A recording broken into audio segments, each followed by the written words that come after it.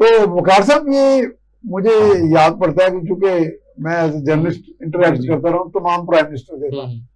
तो मैंने कहा मियां नवाज शरीफ प्राइम मिनिस्टर थे उन दिनों, तो मैंने उन्हें ये सवाल भी किया था मतलब आमने सामने। तो जी मैंने जी। कहा मियां साहब, ये आपको एस्टेब्लिशमेंट से मसला क्या है? मैं क्या आप उसको हर सिंगों से पकड़ना क्यों चाहते हैं?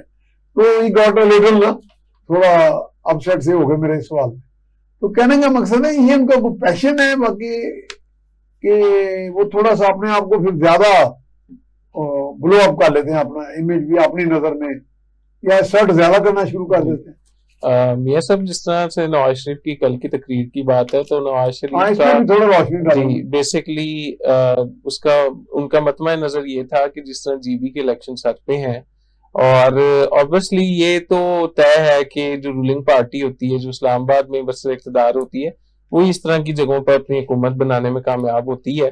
और उसमें लेकिन यहाँ पर अगर हम जीबी की बात करें, तो गिलगित बल्तिस्तान में 67% अवामी एक्शन कमेटी के मतलब कैंडिडेट्स हैं जो कि मतलब पावर में हैं। यानी बता रहा हूँ, वो पार्टी पार्टिसिपेट कर रहे हैं। जी बतौर उनको हमायत हासिल है, इंडिपेंडेंट कैंडिडेट्स हैं, ठीक है। उनको हमायत हासिल है। और अगर वो इलेक्शन विन कर देते हैं, तो ये भी ऑब्वियस है कि उनकी जो वफादारियों का हुमा बैठेगा वो मुस्लिम लीग नून के सर होगा। और नवाज शरीफ ने बेसिकली रीइटरेट करने की, एक सिंपैथी गेन करने की कोशिश की है।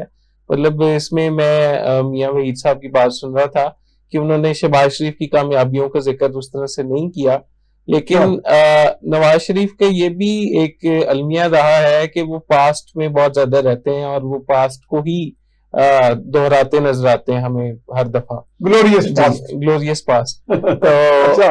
उस पास्ट को लेके वो कुछ सिंपैथी गेन करने की कोशिश की। जाहिर है अगर आप वो कामयाबियां गिनवा रहे होते हैं, या वो क्योंकि कोई हुकूमती होदा तो उनके पास है नहीं, और वो कायद जरूर है मुस्लिम लीग नून के, तो अगर वो ये बता रहे होते कि शहबाज शरीफ ने क्या किया, तो फिर उससे उनको लगता है कि उनकी जो पर्सनैलिटी है वो थोड़ी उतनी असर्टिव ना रहती। तो इसलिए उन्होंने फिर अपने जो कारहाय नुमाए हैं वो गिनवाए हैं।